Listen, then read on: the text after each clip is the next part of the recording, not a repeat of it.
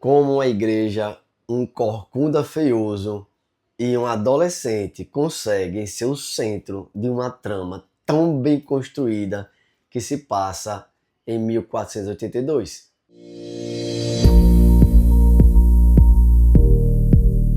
Diga aí, bem-vindo ao meu canal Vida Escrita, e eu gostaria de trazer para vocês hoje esse livro fantástico, maravilhoso. O Corcunda de Notre Dame, de nada mais, nada menos do que Victor Hugo. Esse livro é famosíssimo também pelo filme que a Disney fez do Corcunda de Notre Dame, em desenhos, e ficou muito famoso também como clássico. Há muito tempo que esse livro vem sendo reimpresso. Esse, por exemplo, aqui tem mais de 80 reimpressões, edições. Então é um livro fantástico, fantástico. Victor Hugo é um escritor monumental.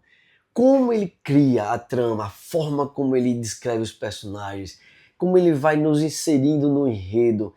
É prazeroso ler esse livro aqui, O Corcunda de Notre Dame, de Victor Hugo. Uma ressalva. Inicialmente, Victor Hugo escreveu esse livro, que inclusive o título original dele é Notre Dame de Paris. Ele não fazia referência ao Corcunda, porque ele queria colocar como foco principal a própria igreja, Notre Dame. O que é que existia naquela época? Veja bem, o livro ele foi escrito em 1830, 1831, 1832, segundo a impressão dele, e ele já faz, logo no primeira frase de Victor Hugo, ele faz referência de que vai contar uma história, não daquela época, de 1830, mas de 1482. Ele já começa dizendo essa referência. Por quê? Porque nesse momento, em Paris, em toda a França, existia um caldeirão cultural impressionante. Era uma monarquia que já estava sendo corrompida por tantas mazelas. Reinava naquela época o rei Luís XI, né, Luís XI. Então estava reinando na França esse rei. Existia a igreja naquele momento da Idade Média, que era um momento conturbado, um momento de deserto, de escuridão. Existia uma população que começava a crescer, que não estava mais entre aqueles nobres que faziam a corte do rei, mas eram os burgueses, eram pessoas trabalhadoras que estavam crescendo economicamente e estavam querendo botar também o pescoço do lado de fora. E para isso, diante dessas grandes mudanças que estavam acontecendo ali em Paris, a guilhotina, a forca, essas decisões arbitrárias eram comuns. Os tribunais eram formados de quase meia dúzia de pessoas que faziam um julgamento ali rápido e enforcavam a pessoa. Então era um momento conturbado e tinha uma galera grande, uma população grande que não estava aceitando mais esse reinado cheio de opulência, cheio de gastos, uma população pobre, cheia de bandidos, de pessoas marginais, e outra população que trabalhava, que gerava toda essa riqueza. Então, Paris é descrita muito bem por Victor Hugo nessa época. E aqui é importante já frisar o seguinte: o livro ele é cheio de digressões, de pausas, onde ele vai explicar alguma coisa, ou uma situação histórica, ou um detalhe cultural. Por exemplo, a própria igreja Notre Dame, ela vai ser descrita por Victor Hugo. A igreja não tinha muito tempo de ser inaugurada, digamos. Ela levou muito tempo para ser construída, cerca de 2 séculos, e recém-inaugurada ela começou a ter um processo de decadência, justamente por conta desse momento cultural que se vivia naquela época. Então ele coloca como ênfase principal a própria igreja Notre Dame de Paris. Notre Dame, você sabe que é Nossa Senhora, né? É a mãe de Deus. E ele já começa descrevendo como é Paris daquela época. Então, Notre Dame, a catedral, a igreja, ela está situada numa ilha. E essa ilha ele chamou de Cité. Aqui está a Cité. De um lado, você tem universidade. É um quarteirão grande, onde estava ali a Universidade de Sorbonne e as principais universidades de Paris. Então toda aquela região era chamada de universidade. E tinha o outro lado da ilha, que era chamada de cidade. Então tinha a cité, a cidade, onde estava o povo, onde estavam os trabalhadores, os palácios, gente que tinha o dinheiro, estava desse lado. E aqui você tem a parte da universidade, dos pensadores, dos filósofos, dos teólogos, etc. E nesse momento aí, existia um arquidiácono, e aí eu vou depois chegar nos personagens, eu estou dividindo aqui em duas partes, primeiro a descrição histórica, depois eu vou falar dos personagens, mas só para vocês entenderem, existia um arquidiácono, e eu vou depois explicar quem que ele era ainda da época da alquimia. Então existia essa grande cultura do alquimista, onde se buscava a pedra filosofal, a transformação de ouro, muita coisa que era filosófica e teológica estava inserida também junto com a ciência, digamos, prática, ciência exata.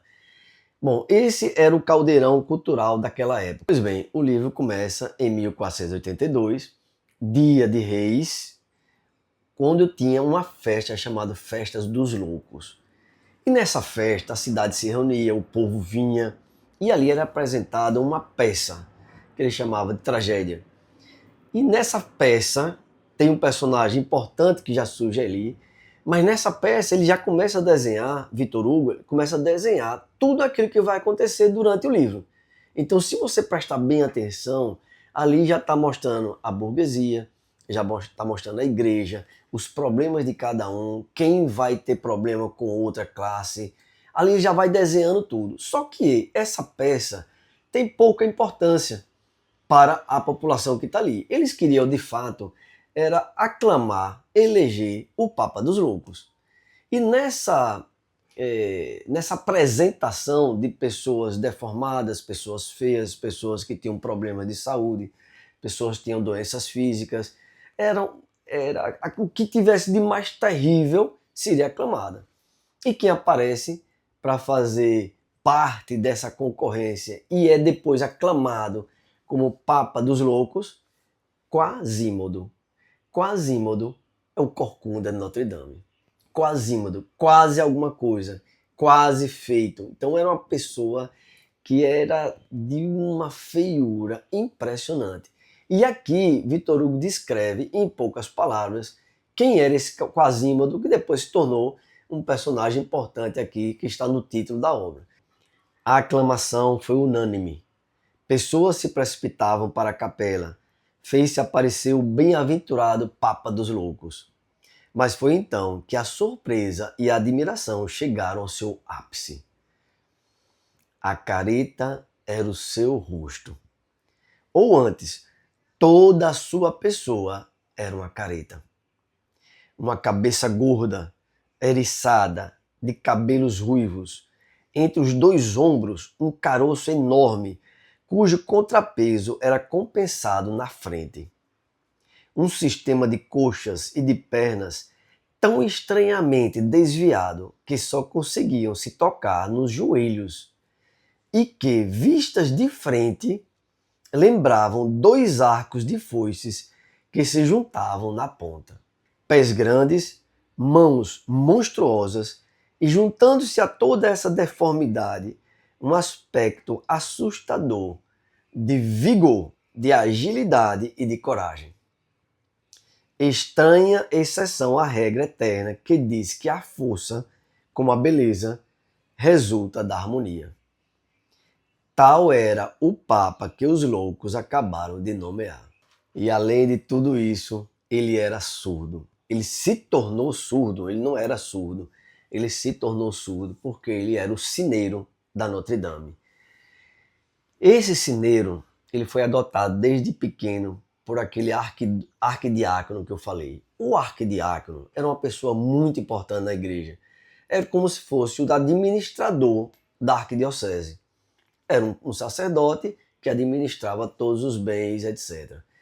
Bom, ele foi adotado por esse arquidiácono porque já era desde criança uma pessoa muito feia. E as mães que adotavam olhava para aquilo como uma monstruosidade, era o demônio que estava ali. Então ninguém queria saber daquela criança tão deformada, tão feia, tão cheia de defeitos. Esse arquidiácono, numa atitude de benevolência, adotou. E como ele adotou, ele foi crescendo, o Corcunda foi crescendo, Quasímodo, na própria igreja. Então ele dominava o espaço da Notre Dame. Ele sabia todos os cantos e recantos da Notre Dame. E ele passou a ser então o sineiro. E como sineiro, ele se divertia tocando aqueles sinos todos. Quanto maior a festa, mais importante a festa, mais ele tocava aqueles sinos, eram vários sinos. Ele tocava com maestria e ele dava nome aos sinos e dizia: agora é você, fulano, agora é você, cicrano.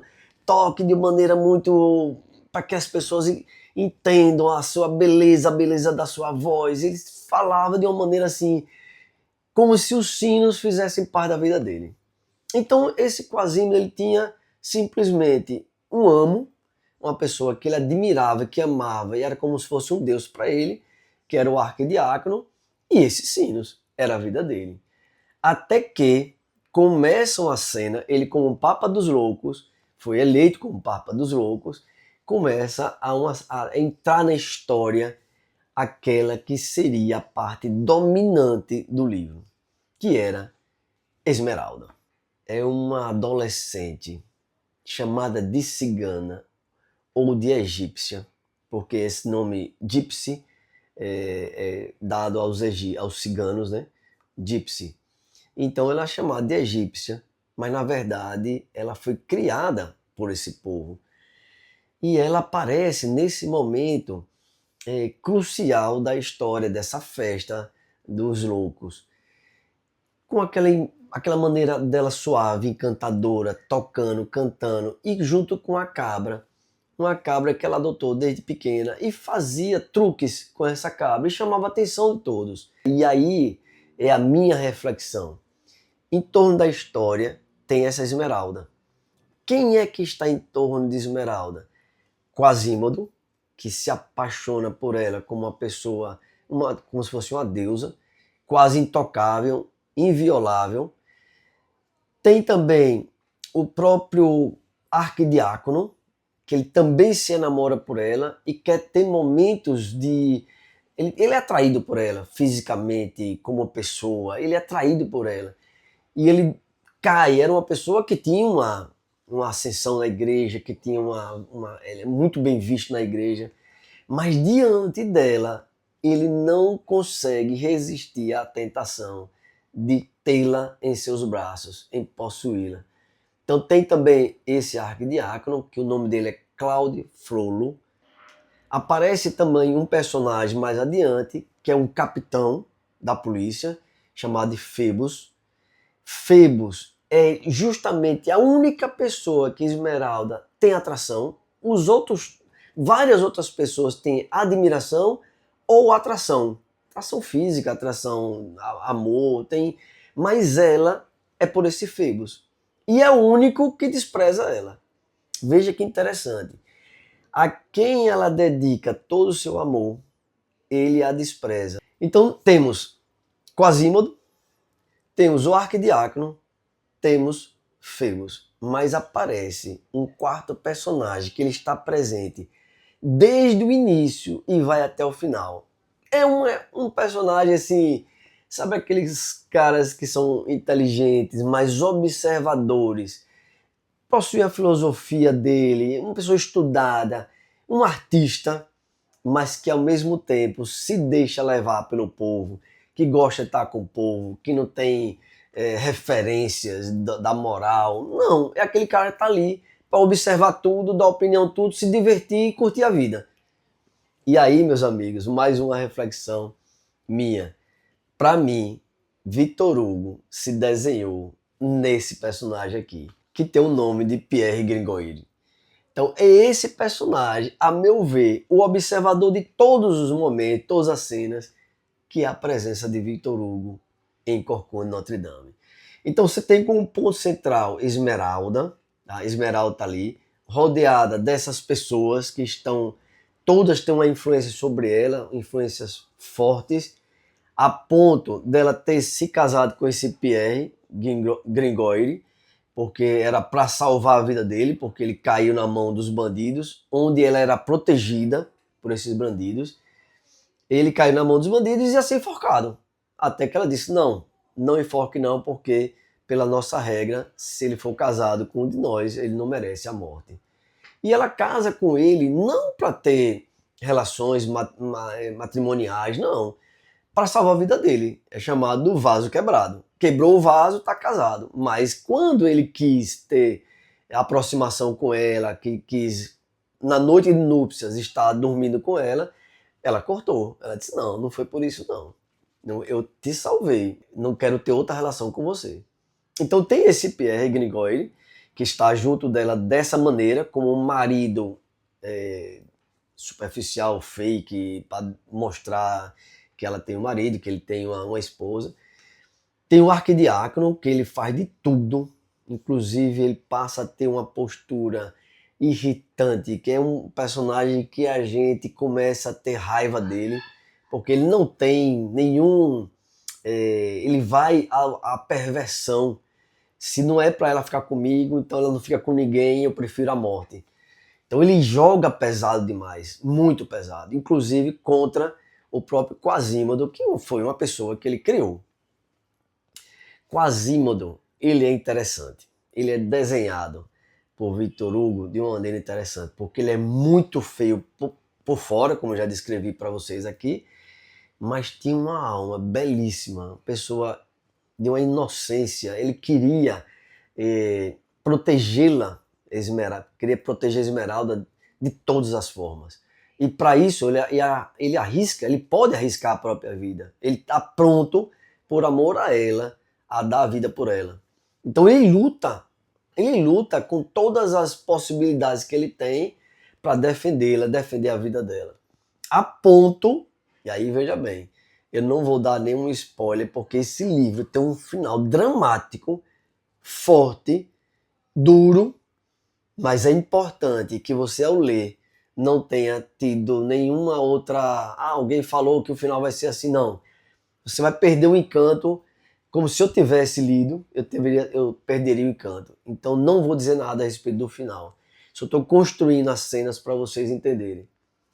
E tem esse Febos, veja, do jeito que externamente o Corcunda era muito feio, você tinha Febos, que era uma pessoa lindíssima, aquele cara bem vestido na sua roupa militar, aquele cara que sabia falar, aquele cara conquistador, e por dentro era uma pessoa horrível, pessoa feia, que desprezava a própria noiva com quem ele iria casar, que desprezava a Esmeralda, que jogava com os amigos. Era uma pessoa realmente, no lado interior dele, era muito feio. Se tinha Quasimodo, que era feio por fora, ele era feio por dentro. Muito bem, então está desenhado aí a história através do caldo cultural da época e através das personagens que aparecem nesse Corcunda de Notre Dame. O que é que eu gostaria de enfatizar mais para encerrar? Veja, a minha reflexão vem de um ponto de que Victor Hugo ele queria historicamente salvar a própria igreja de Notre Dame, que estava em decadência. E quando ele fez o livro, que ele fez esse livro daqui, houve uma ascensão muito grande na importância da igreja e várias pessoas começaram então a colocar recursos para que essa igreja fosse reestruturada, ela fosse relevantada, né, na sua parte de estrutura física, etc. Então já teve uma grande contribuição dessa obra de Victor Hugo em relação à própria igreja, a igreja de Notre Dame. Uma outra coisa que eu gostaria de comentar, que foi parte da minha reflexão, é que o que importa na vida. Tem uma cena muito forte que é do encontro entre a filha, Esmeralda, e a mãe, que há 15 anos não se viu, e uma sofria pela ausência da outra. E essa cena, também não vou descrever, está quase no final do livro, é uma cena emocionante, é uma cena forte, é uma cena que mostra o laço entre elas duas, apesar da distância. Então ele constrói, Victor Hugo, essa minha segunda reflexão, ele constrói com esses personagens relações que fazem parte da nossa vida, fazem parte do mundo que nós vivemos. Então ele vai mostrando o lado interno, o lado externo, as relações de pai, de mãe, de filha, amizades, aquele que seria os bandidos, na verdade eles também protegem, aquele que seria o rei que devia proteger, na verdade ele é acusador, ele é prepotente, ele define a vida e a morte das pessoas sem entender direito qual foi a situação. De uma forma superficial, ele decide enfoque, salve. Então ele vai mostrando essa superficialidade das relações, vai mostrando a profundidade também das relações. Ou seja, é um livro encantador, porque Victor Hugo escreve de uma maneira envolvente, é cativante. Então, essa aqui é a minha sugestão e a minha resenha a respeito desse livro clássico, O Corcunda de Notre Dame. Boa leitura para vocês e espero aqui que vocês comentem também a respeito desse livro aqui embaixo no meu canal. Se inscrevam, dê um like e mande para aqueles amigos que você acha que vai gostar desse tipo de leitura. Tchau!